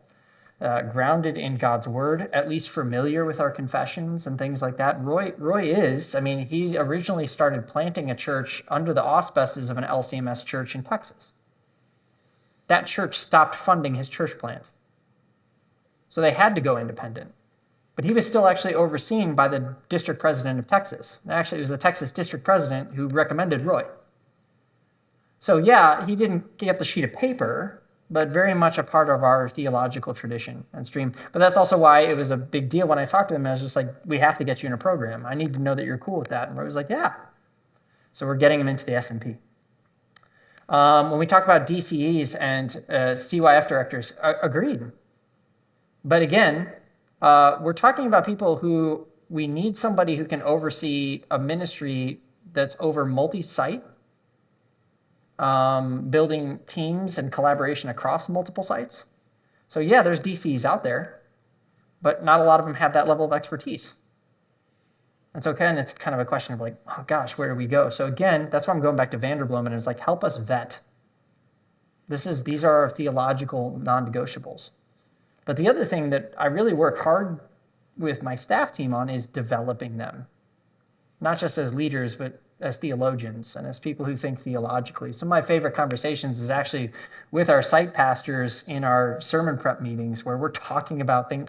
We just talked yesterday, and we talked this morning about law gospel preaching for the third week of this series. And we were like really talking about like, what is it in our theology that forms and shapes that? So we've not given up on our Lutheran identity at all, but there's a crisis moment that's happening in our LCMS right now around raising up leaders who are trained in our theological. And my heartache, honestly, is that a lot of distance routes, like we used to have a licensed lay minister program. The SMP used to be a lot bigger. We even had more schools at one time, more Concordias. They're all getting shut down. The answer that we've gotten from national leadership is, well, 4-year residential seminary education is the gold standard, and that's all we're going to do. Okay, that's their answer. That's fine. I'm grateful that we're a part of a district that understands that there's more ways to make a pastor than that. I really appreciate Alan Buss and the support that he's given to Roy going through SMP, the backing that he gave to Eric to get into the CMC. We have a great district that really has a heart for raising up well-trained Lutheran leaders and pastors. Mention our history of success. Yeah, Doug said we should mention our history of success in those alternate pathways. When you think about the pastors that we've had before this current crop of pastors, 5 out of the 8 were through the SMP. They didn't have a master's degree or an MDiv. Of the 3 who had a master's degree, one of them didn't have an MDiv, and that was your last senior pastor. Mark Schultz did alternate route MA. The only 2 MDivs that you had up until our current crop was myself and Dave McGinley. And Paul is an MDiv from Concordia Seminary. So they get one. And honestly, those SMP pastors, you all know, because you knew them, they were phenomenal pastors.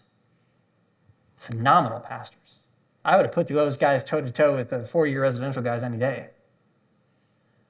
So I hear you, Karen. I'm frustrated by it too. But it is extremely hard right now. So the question is, how do we preserve our theological heritage, which is a big deal for me, and part of what I put into our vetting process. That's why I like Vanderbloemen. They do a really good job of helping us with that. But also getting good candidates who not only have the theological convictions, but also have the leadership skills and abilities that are needed. You need both. I've seen a lot of guys who have great, giant theological brains, but couldn't lead themselves out of a paper sack. I don't want that either. And so we need both. And it is an increasingly a harder and harder tension to walk within our synod. I would love, love, love, if any of you ever get chosen to be a delegate to go to some sort of convention and vote, please vote yes on any additional routes to ordination beyond just residential. I love our residential programs. I graduated from it. It was wonderful. But we need more than that. I wish we adopted the military model. The military has a gold standard. It's called West Point and the Naval Academy. but they also have ROTC that also raises up officers, and they're great officers. And they don't compete.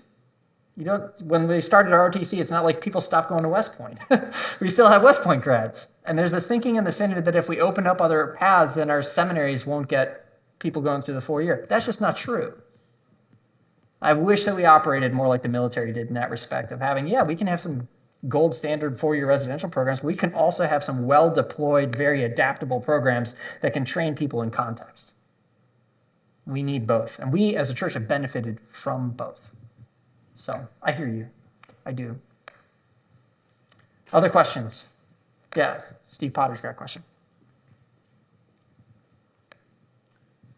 Staying on the same topic, do we have young people of any medium age that we as a church could support going through that process over a period of time? Whether it be just out of college, where someone be a little bit older or even in their 30s, that we could grow our own crop? That's a great question, Steve. About the just coming out of college, I don't know. If you know of someone who is from our church that would love to do that, please send them my way. I'd love to talk with them about that. I do believe that there are probably some people currently attending our church who would make a great SMP candidate. And maybe you know some of them already. And if we've got that nudge, I would love to explore the possibility of getting them into a program like that. I will tell you, it's getting harder just to get them in. So that's why I said we've applied, and we're hoping Roy gets in the fall cohort. But please keep praying for that, because even that has become a very, very, very almost like a prove to us that you should be able to be in this. The conversation is no longer, how can we take somebody and make them a good Lutheran pastor? It's how can we take somebody who's already a convinced, diehard LCMS confessional Lutheran and make them more confessional? That doesn't seem to make sense to me. You go through a process to be formed. You don't get formed first and then go through a process. And so but I would love to, but Alan has told us and our district has told us they are still committed to pursuing those other options. They said, if you've got SMP people, send them our way. And so that's what I would love to do. Patrick.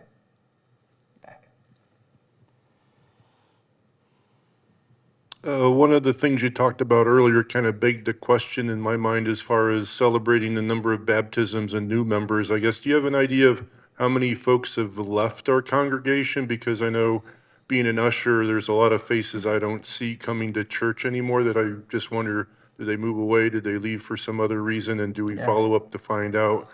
And then the second question is, looking at the folks in the room and however many are online, I just reflect back on when I've gone to other congregational meetings throughout my life that, we're for the most part on the older end of the spectrum here versus younger folks. There's a few in the room, but I mean, what are we doing to engage those folks more into the church governance or involvement? And is that going to be addressed as part of any of the areas of your strategic plan? Or our strategic plan? Yeah, great questions, Patrick. So regarding younger crowds at the open forum, it's nice when we can get them. We do make invitations and make childcare and food available. And what do I got to do other than a more Starbucks gift card? We'll figure that out. Roy, you wanted to say that? If I may, there are a lot of young families in the chat. Okay, there's a lot of young families in the chat. I do think that I'm glad that we have the streaming option, because that is one of the big hurdles, especially if you've got little kids at home, is like coming out on another weeknight. So now that we can do this digitally, I do think it's helping a ton with that in that regard. So although in the room we might be a little older, we do have participation in that respect. But we do also try to do things like childcare and food, so people can come in person if they so choose. We will have a digital option for our June congregation meeting so that they can still vote and participate in that as well. So we try to create, kind of opportunities with that one. Patrick, can you please remind what the first question that you were asking was? Was it the back door? How many people have left? Okay. Yeah, great question. So I'm actually trying to get hard numbers on that. It's a little hard with like our database and how we track when people move, because sometimes people just go without even telling us and we don't know. So, but that is a project that I'm having our team work on, because I would like to know, like, how big is our back door? Anecdotally, as we've talked to people who've left, still the vast majority of them, the reason why is either job related or retirement related. It's just, we're retired, we're moving out of Illinois, we've got a new job, we can work remotely and move to another place. That still is the overwhelming answer. Over the past 2 years, we have had some people who've been longtime members of Trinity who've moved on because they had a different idea of where they wanted us to go. They weren't on the same page with our strategic plan, and that's okay too. Sad to see people go. I am, but at the same time, I would also tell people, like, yeah, you need to be a part of a church where you're fully on board, and I get that. And it's not that they're wrong and that we're right, or that we're wrong and they're right. It's just we have a different idea of what we're looking for in church and where we need to go, and that is a reality that sometimes occurs. I mean, we've got biblical examples of it. Paul and Barnabas, they had different ideas of where they should go and who should go with them. And rather than getting angry and calling each other wrong, they just said, then let's go our separate ways and continue to do ministry. And they did. That happens sometimes. So we do know that happened. In those circumstances, I try to listen, understand, explain, and address questions. And then at the end of the day, say, so what's the right next step?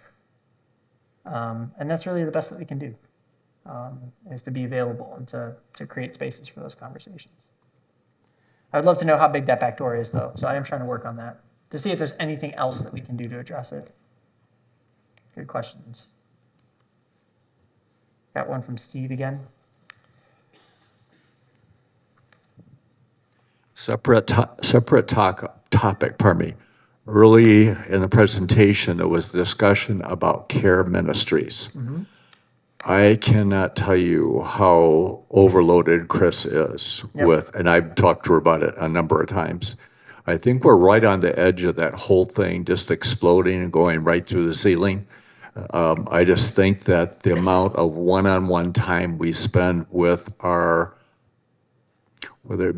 all types of people, whether it be someone walking through the front door, is more than extremely important. But that she could use 2 or 3 assistants in volunteer mode. Mm-hmm. So I'm not talking about hiring someone, I'm talking about that there's got to be people out there say, I'd love to help her. Yes, they might be a friend of theirs, they may not be, but just that whole thing and is just about ready to take off. Yeah. Thank you for that comment, Steve. Yes, Chris is looking for more help in the care ministries area. It's another reason why, like, mentoring and raising up other people within our congregation to do kind of discipleship, spiritual care, and so forth is so important this coming year. And so we're going to be raising noise. We're going to be making noise around that, creating opportunities, giving people training related to that. But if you are passionate about that ministry area, I would actually direct you to Pastor Paul to help kind of get plugged into that. Paul, did you want to say anything about that? Yeah, I was just going to say, Chris is an extraordinary volunteer, and she gives a lot of time and energy and uses a lot of her expertise, and I'm so grateful for her. And what we're really trying to do is find ways to ensure people are cared for that are really sustainable. And so instead of thinking of trying to provide all the care maybe by ourselves, really helping see how we can get people connected to each other. And I think the Senior Fellowship is a great example of that. And so while there are maybe different fires to put out, different crises we're trying to handle, and Chris is so good at fielding so much of that, we are trying to build these systems of sustainable care where everyone can take part in that. And the few cases that we've tried to develop so far have been really successful. But as you said, we'd love some help in that. But that's where we're thinking strategically with care right now. Yeah, and Paul is going to be doing some training this coming year on how to continue to build up care ministries and recruit people and train people into that. That's something we've already been talking about. So looking forward to seeing what some of the fruit of that will be. Tina, anything from online while we're running a mic? We're pretty quiet. Okay. I was. Jeez. Choose wisely. I choose can't wisely. keep up with these guys anymore. Like, truly, I would not have done that. Tina, go for it. All right, mine is another budget question, and maybe I missed it, I'm just not seeing on here, and maybe you're going to cover it in another meeting. Last year, due to budget concerns, we needed to cut our missions projects by a certain percentage, and I just wondered where we stand on that as far as, are we able to restore any of that? Are we still on a restrictive budget? How are we looking as far as moving forward with our missions budget? I think it's flat from last year, correct? So we're going to continue to support our missions partners at the level we've been supporting them. We'll also have the same amount of money that we had for grants this past year in the coming year. Now, again, we're trying to chip away at our deficit budget and continue to grow in generosity. I would love it if we could get those back up to that level. One of the passion areas that I know you and Steve and other members of the missions committee share is also short-term projects. And I would love for us to get to a point where we've got enough of that margin in our budget where not only are we increasing what's available for grants, but we're tying it to short-term projects that we ourselves are sending people on. Long-term, I'd love for that to be something that we get back to. So that's why we're focusing on generosity. We want to get generosity to a place of solid health for us as a congregation because we want to be a generous congregation too. Yeah. Yeah, and we didn't really put a slide up, for this page with all the numbers. Some people love numbers, some people hate numbers. But if you have any specific questions, you can always email me too, and I can go over them if you don't bring them up tonight. Yeah. We need a runner. Come on, guys. No race for that? Wow. Oh, okay. We're jumping over here. Referring to some of the previous questions, we used to have a visitation ministry, which was about a dozen people who visited the homebound or hospitalized, whatever. Are we going to revive that or let the one lady do it all? Yeah, right. Paul, did you want to speak to kind of visitation and care and kind of where we see that going over the next year? Yes, so we do have visitation ministry, both people who visit with communion and those who just visit. And we have a small pool of volunteers that Chris and I oversee. And so if you know of needs or if you're interested in serving, email care@tlc4u.org. But we are active and operating. Was there another part of the question? No, that was really the question is, are we reviving visitation ministry? What's happened to it, current status? So that's current status. Yes. And over the next year, we do want that to grow. And again, that's why we had to put that emphasis on mentoring and relational discipleship back into our plan. There's so many different places where people can get involved in ministry. And so we are recognizing we need to do a better job on one, making the current opportunities more widely known so that people can get plugged in, but then two, create some new ones as well.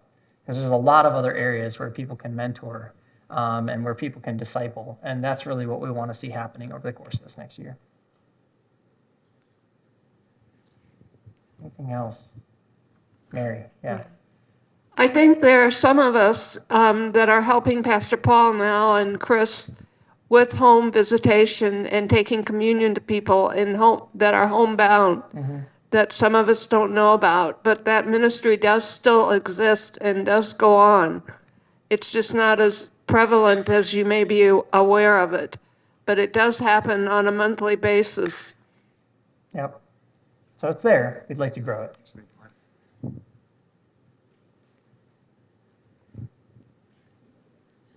I'm cutting you off after 3, Steve. I'm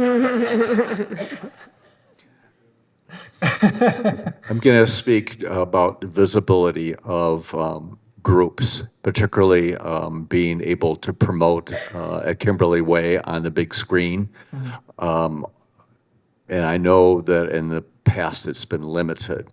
I'm just going to ask that that be thought about, reconsidered, reevaluated, and see how we could adjust a little bit.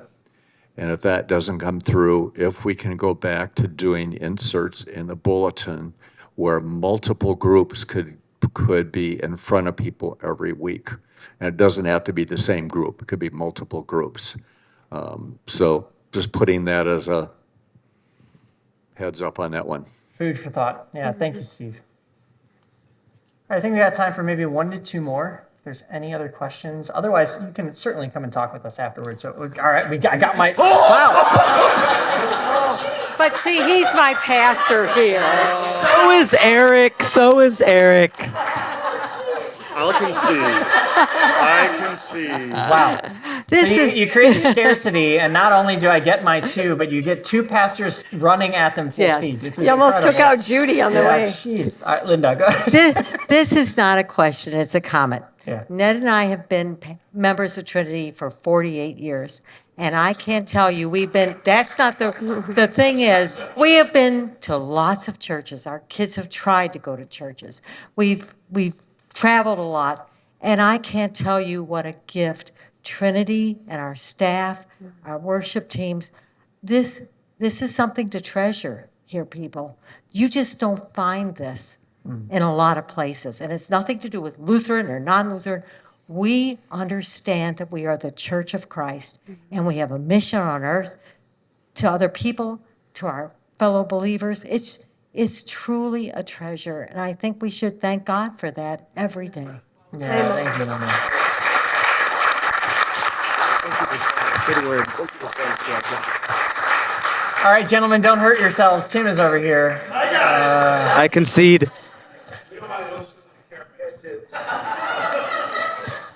So I think George had a really good point. Can you provide more details on the rider that as far as the lease goes for this?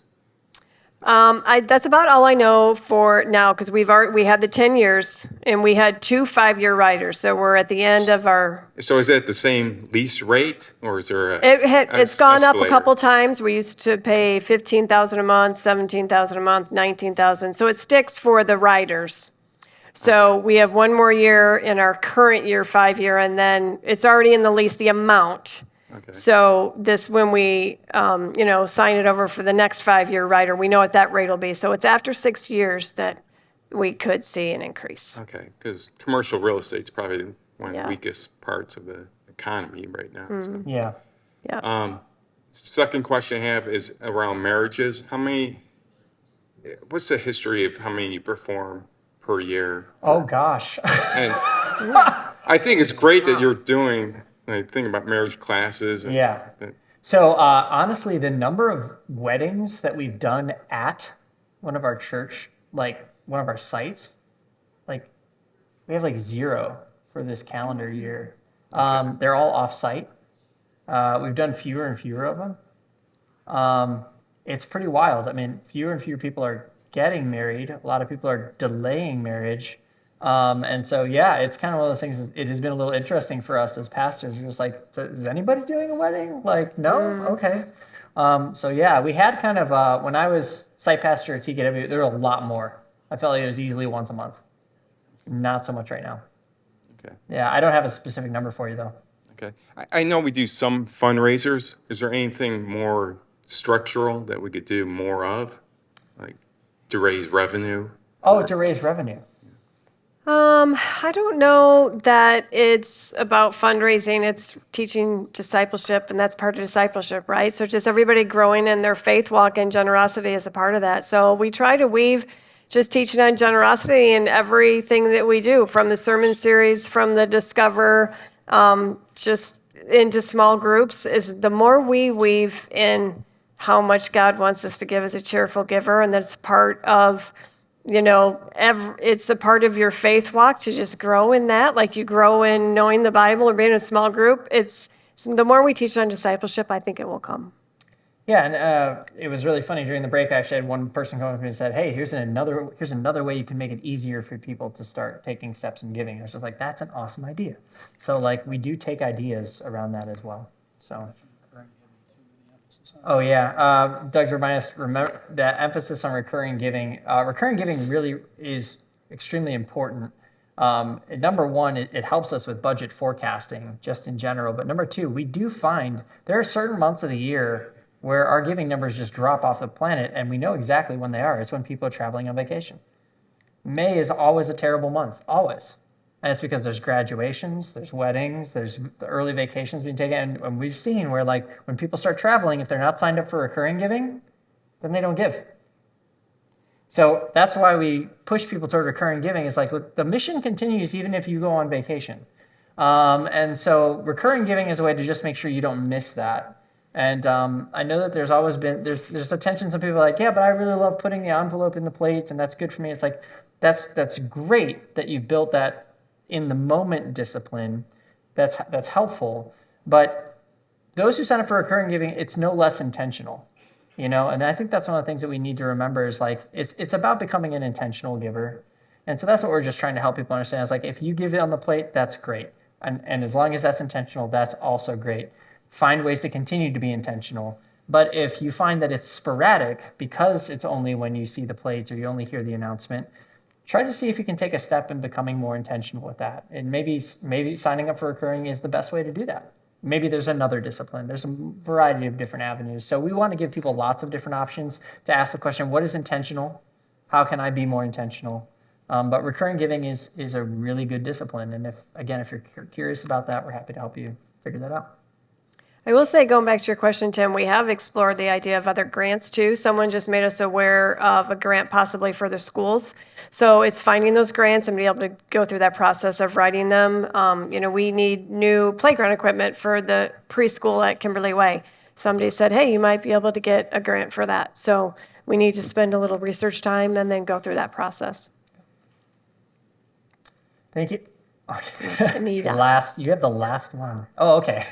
Anita's got the last one. Because I'm looking at time. I do want to honor people's time. But Anita, please. Well, just quickly, in regards to intentional giving, how often are we very intentional to make sure we have our own 401ks regularly taken out of our paychecks? Mm-hmm. Just a thought. Yep. Yeah, and that's the idea behind recurring giving, right? Is like we have other things that you set up to automatically pay into. Recurring giving is a way of saying the mission of God is one of those things. So thank you for that comment. Do appreciate it. Thank you all so much for tonight. I really appreciate the questions. If you have more questions, we are available to you. Please let us know. Happy to sit down and talk with you about the questions you have. I do want to remind you of some important upcoming dates.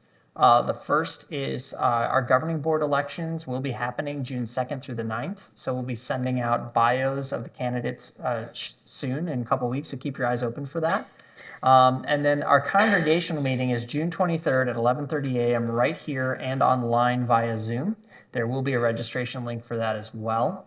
That is where we will be voting on this ministry plan and budget. I love the fact that we are a church that doesn't surprise you at congregational meetings. We do these open forums because we want you to know. We want you to be informed. We want you to ask your questions. And most importantly, we want you to pray and discern, is this the right next step for us to take as a congregation? And the congregational meeting is where we make that decision together. So please mark your calendars. I hope you can join us for that. Thank you for taking the time tonight. Thank you for being a part of this church, for your prayers, for all the ways in which you serve and give. We, as a church staff and as the board, are so grateful to all of you. So thank you. Let me pray for us as we head out this evening. Lord, I do thank you for the conversation tonight. I thank you for the questions that were submitted in advance, the questions that were shared this evening. I thank you for your faithfulness and all the ways, all the things we're celebrating over this past year. And Lord, we pray that as we move into the next ministry year, we'd be moving forward in faith and in obedience. That what you are directing us to, that's what we would respond to and follow. That we'd be listening always to your Holy Spirit, asking for your direction, and that we would be faithful to following the voice of our shepherd. Watch over us tonight as we go about our ways. Protect us on our journeys home. And in all things, Lord, we give you thanks for the gift of your Son, Jesus, in whose name we say amen. Thank you all. We'll stick around for a few minutes afterwards to talk, but thank you. Have a great night.